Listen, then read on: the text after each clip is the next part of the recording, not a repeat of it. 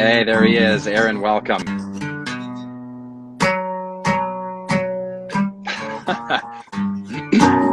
Just kidding. Riding the Valkyrie straight in. With the Death Star. Yeah. How's it going, man? Sorry I was 5 minutes late. I was just finishing up with Hannah from Group Love, and we kind of got carried away. And then when I finish it, I save it, and then my computer kind of gets like over it. My computer's exploding, basically. Oh yeah. I say my computer. I mean my phone. And don't worry, I know about that. How are you? Not so bad. It's funny that you mentioned that. Actually, a couple of interviews ago, my phone straight up got so hot that it just shut itself off. There's no way that's good for us, you know. Right. So we're braving the sword here together. Yeah. Goodness. Yeah. So it's good to see you. You too. Yeah. I should ask, how many songs do you want to play today? It's entirely up to you. Oh, I don't know. One. One sounds good. Yeah. Cool. I've been usually doing one song because it feels well, selfishly, one feels appropriate right now. No, yeah, that's totally fine. But I can, whatever you want. I don't know what you've been saying, or generally, I've just been like kind of just talking a little bit, checking in with people from the various cities and seeing what's new with you guys, and then play a song. Yeah, I've really been enjoying. I watched almost all of the the Q&A that you had or the conversation, I guess I should say, excuse me, with Hannah. Don't worry, I won't assume that you have the virus because you coughed. And I'm sure a bunch of when this first happened, I was talking to people and I'd cough because when I talk a lot, I cough, or I have allergies.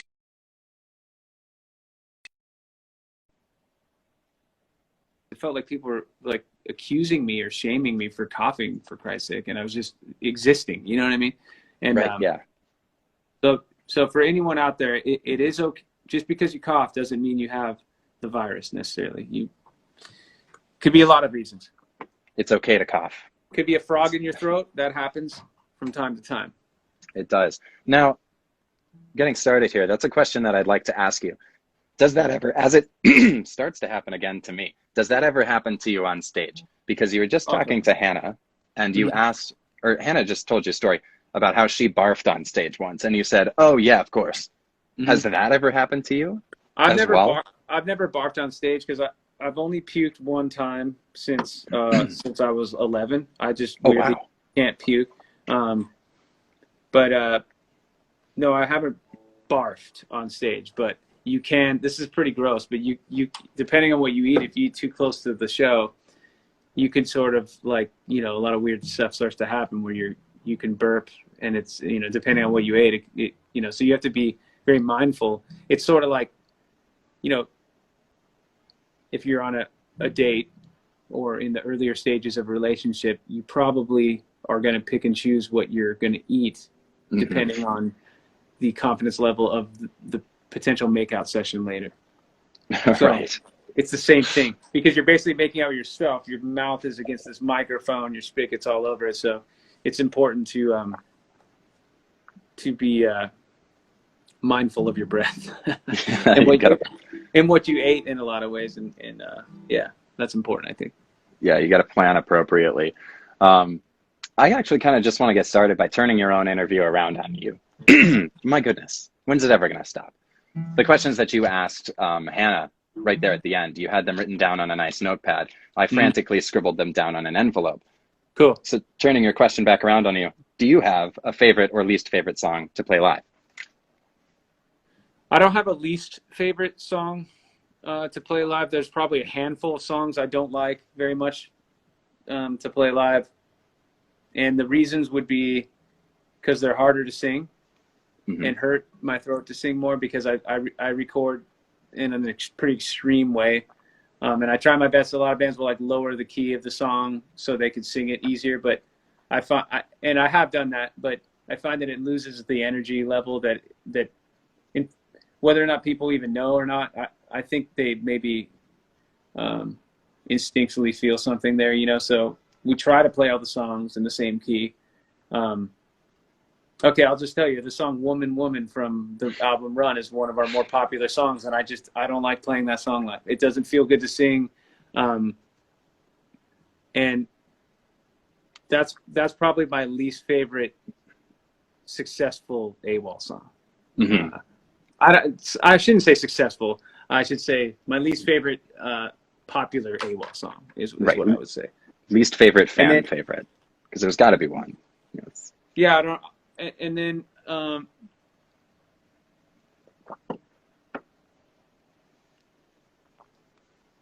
Handyman was really scary to play because it was so sparse, and we ended up doing it like in a stripped down way. So that was kind of difficult. Although I enjoyed the song a lot, so it was fun to play. I mean, it would be obvious to say "Sail" is a fun song to play because, look, I'm not going to try to play it cool. Like every time we play that, no matter where we are, everybody knows it. So let's say we're playing a festival, or if we were to open up for the Rolling Stones, for example, in Pittsburgh at Heinz Field, and that's obviously an older crowd. And it wasn't we didn't have the crowd engaged like we had hoped. It was raining, and let's face it, it's the Rolling Stones, the biggest band in the world, period, right? So like we'd be like, all right, and I was doing my best to live in the moment, enjoy it, but since it was raining, a lot of people were sitting up in like ordering their hot dogs and popcorn and beer and stuff, but when we played that song, everybody rushed to their seat to hear it, so there's a certain power that song has, as far as its reach in kind of like the accidental, journey it's taken. And I actually, believe it or not, I do love that song still, just like I did before. So it would be silly to not say that song because of the weight it carries. Having said that, much like Hannah said, usually the newest song or the newest sort of physical throwdown of a song is probably what I like most. So right now, as I'm looking forward to this album cycle, whenever we're able to join everybody in tour again, it would be a song called "I'm a Wreck" it's the last song on the new record. We did play it a bunch before the quarantine was put in place, and I've been actually listening to some of those recordings to see how we could get better, and it was feeling pretty good. So that's a long answer to a question. Oh no, it's a very cool story there. And yeah, you picked a hell of a time to drop a new record. Yeah, of course. But you also said that delaying it, like putting it out to the future, that was never a consideration for you, right? Like, well, I say it was never consideration, but it crossed my mind because people were talking about it. So I guess I went through the process of what that would be like, and why. And I don't think that. Look, I only know what it's like to be to have these songs and be in this project, right? And it wouldn't have made sense to me. I don't feel like. So when would I? So like yeah. October. When do you do? No one knows that either. So, hey, maybe there's a positive in this where this will be the first time I've had a record out this long, and perhaps 2, 3, God willing, 4 singles in, and then we go on tour so people know the songs better. That'd be cool too, because we've jumped out on tour around the same time as a release, and it's it takes some time to get to know a record, I think, and get to learn what it is and what you're connecting with. So by the time we are able to tour, our fans and hopefully all sorts of music lovers will have a chance to learn the album better. That's true. I've thought about that too. I see that as a positive thing. So the sing-alongs will be I think better. We'll sing better together because we'll have more time to practice. Yeah, I always enjoy that as an audience member. A bit more time to. Yeah, really... if a record comes out and you're going to see the band that night, it's like, well, I haven't even learned this shit yet, and you want to learn it.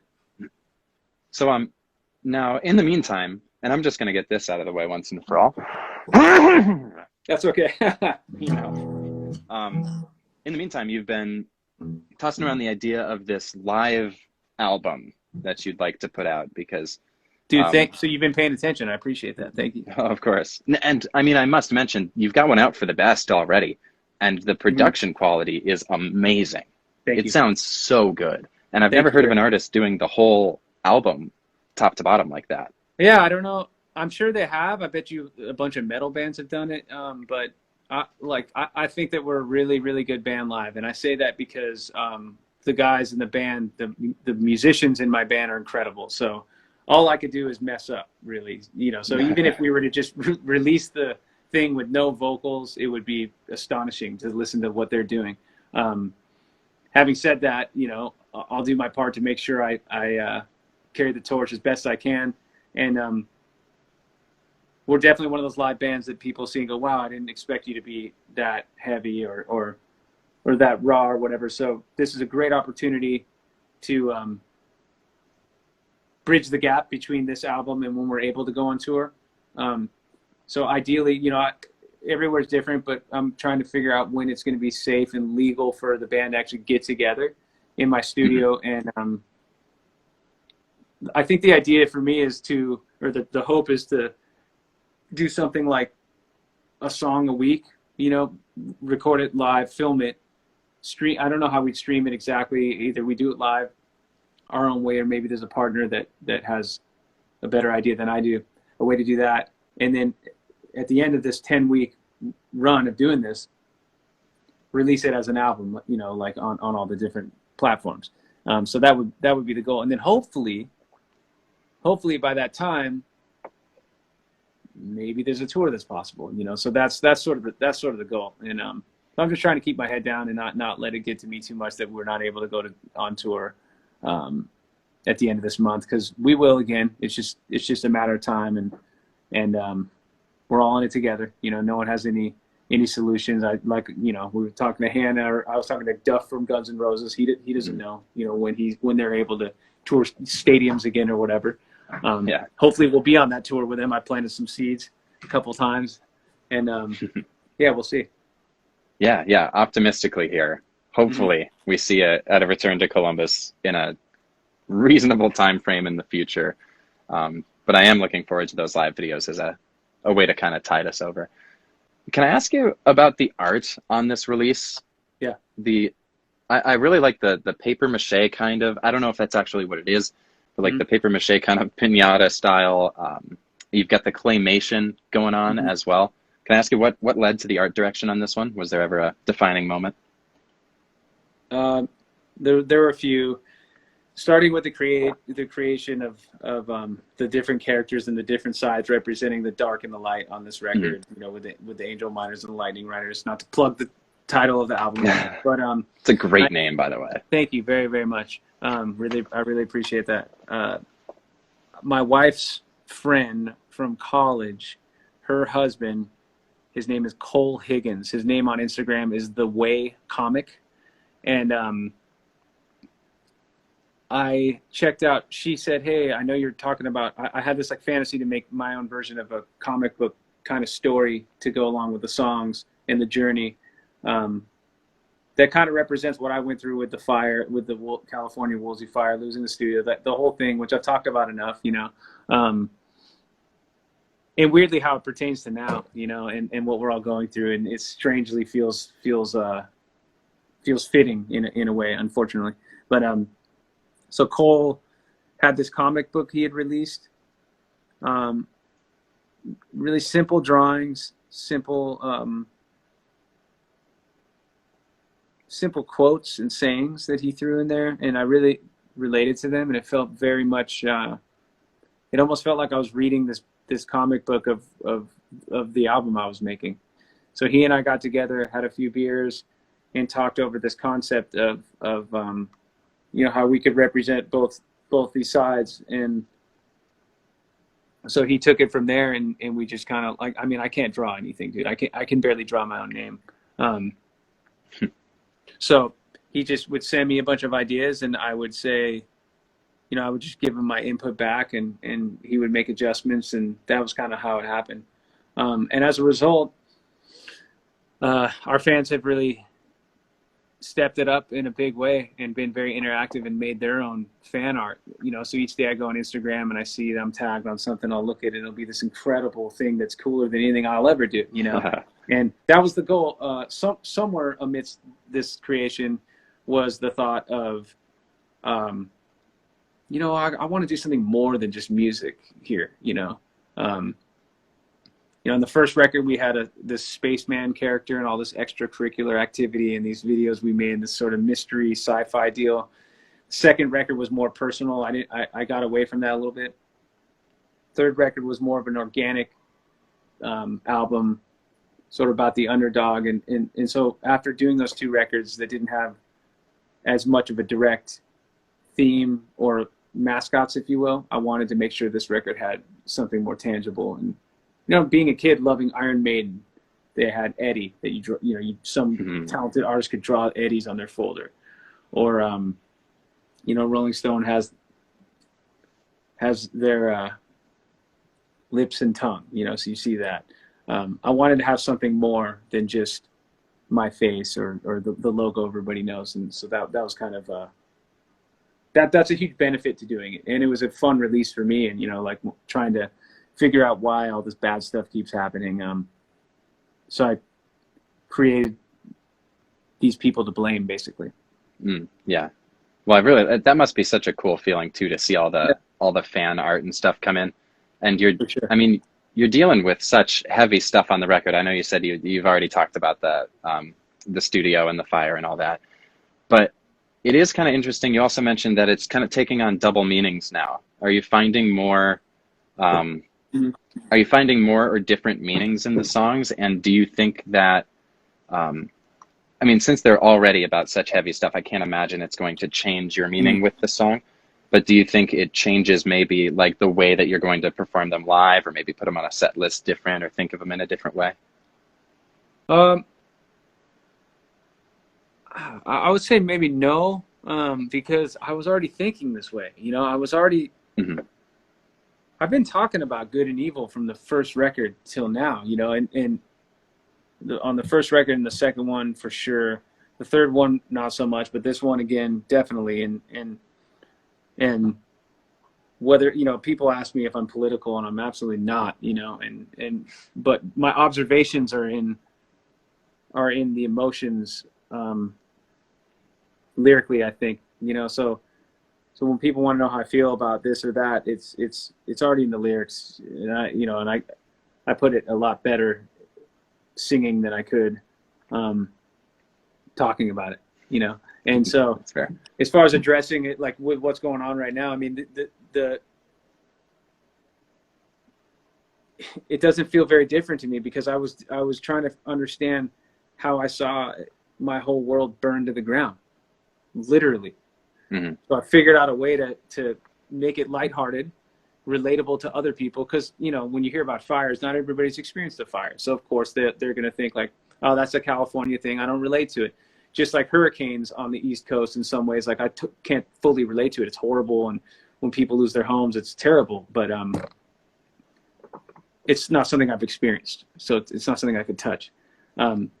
So creating these characters in a fun, lighthearted way, hopefully makes it so we can all have our, you know, whatever that is. So you experience hurricanes on the East Coast. I've experienced these fires. Now the whole world's experienced a virus.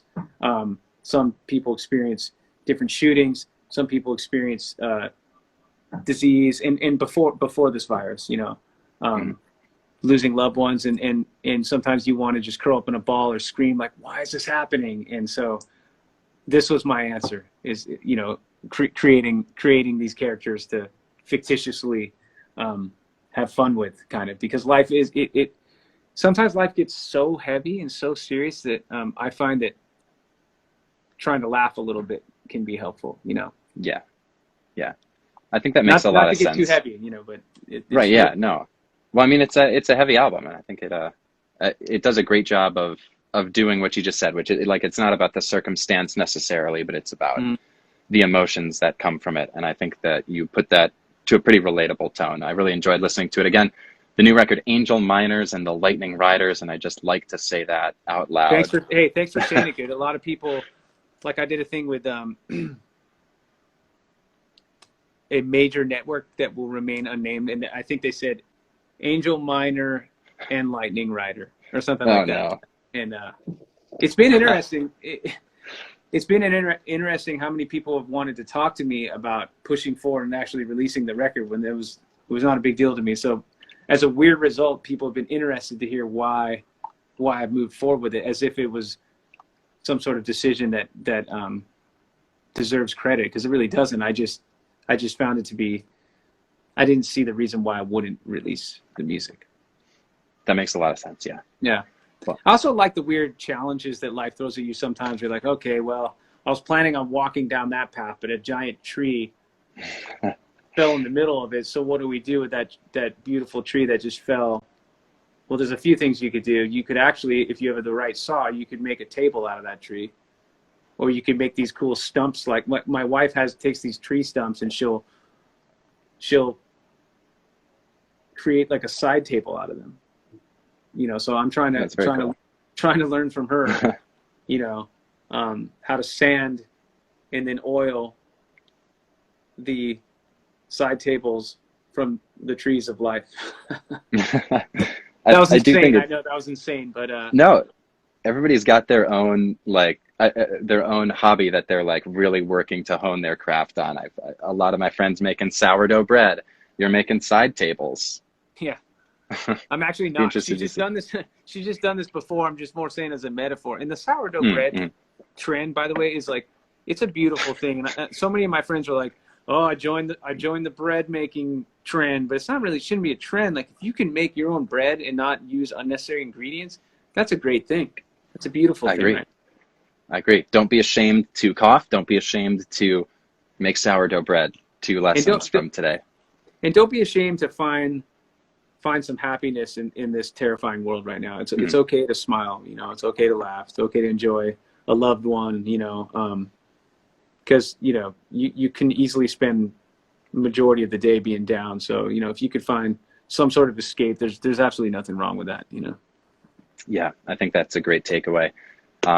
One more thing before we cut you loose, or have you play a song and cut you loose. I know that you were saying you got to get on the road, get your run in.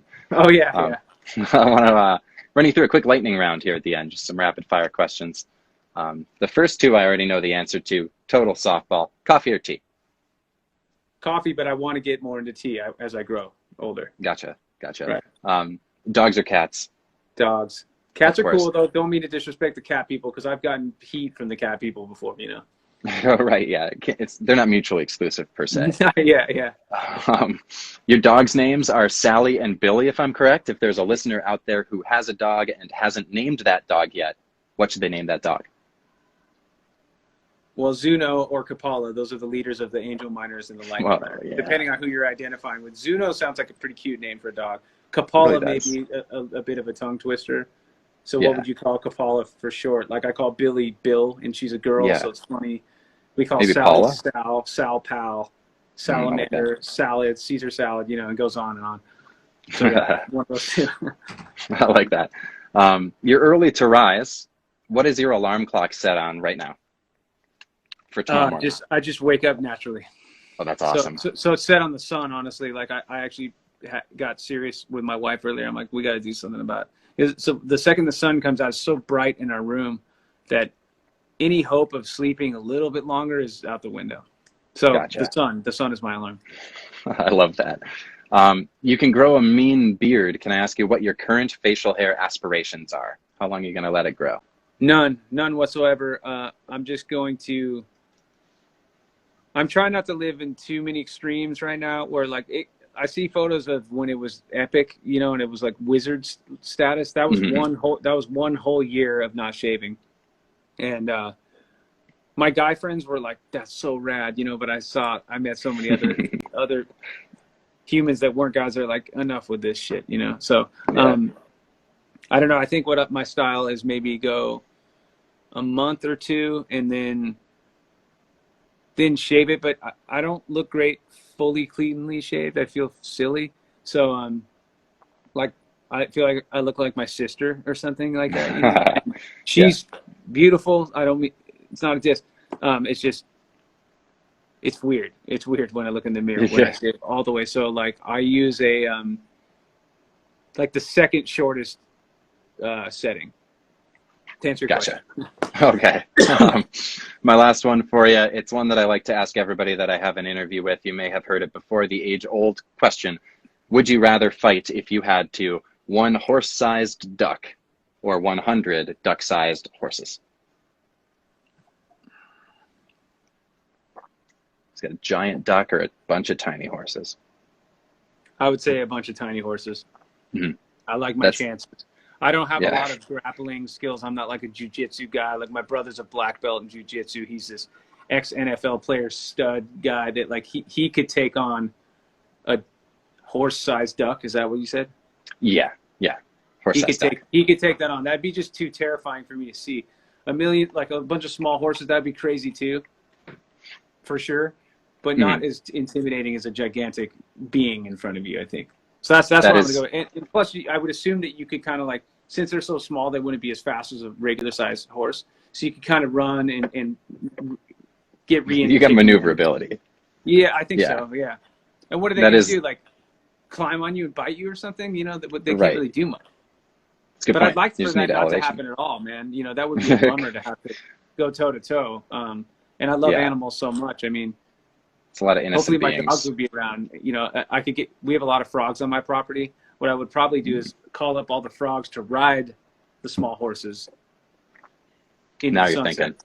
And I'd punch that duck thing in the face, dude, and we'd ride. A wise answer. No, I don't think so. Wow. Check it out, dude. Watch Howard the Duck and please give me a shout out after because it's a big deal, dude. I'm writing it down right now. It's a George Lucas movie that he was ashamed of. He didn't want to release it. But I think I have heard about this. Yeah. Haven't seen it just yet, but it's next on the watch list. Aaron from AWOLNATION, new record out now. Why don't we have you play a song and then I'll give you the last word and we'll cut you loose. This is I'm going to play you Pacific Coast Highway in the movies. It's my favorite song to play this way from the new record, and it has features Rivers Cuomo from Weezer, but he's not here, obviously. So I'm just going to play it as if I'm going to do my best Rivers imitation in the third verse. I haven't had water in 2 hours, by the way. I wonder why these tears came uninvited to me. I wonder if I told you would I find some movie. I feel like such a stranger from my head to my feet. My silver screen, my misery, my love, my defeat. Pacific Coast Highway in the movies. You promised me sunshine, was it gloomy? We'll wait till the night to catch the movie. Pacific Coast Highway in the movies. I swear my shadow knocked me straight to the floor. I'm seeing stars, I promise I will trust you no more. My skin and bones betray me, how the hell should I think? My silver screen, my misery, my love, my deceit. Pacific Coast Highway in the movies. You promised me sunshine, was it gloomy? I'll wait till the night to catch the moonbeam.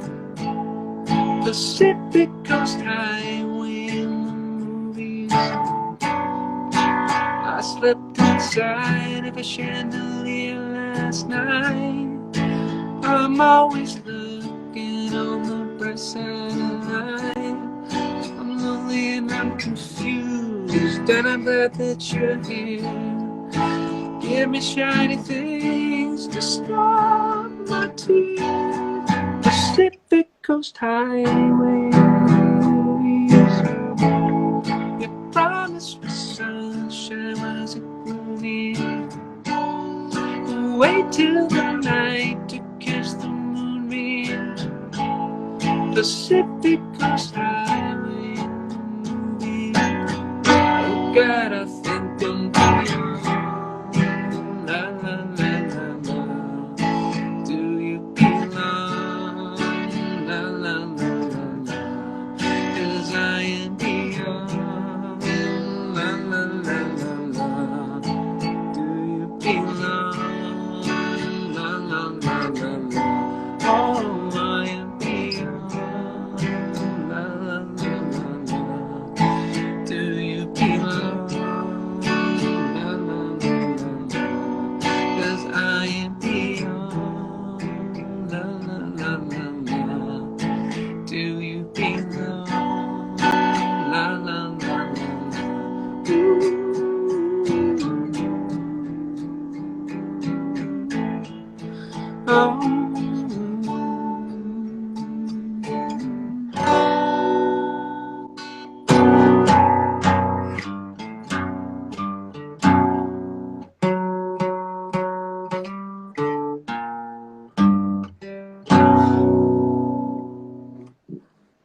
Amazing. Shout out. Thanks.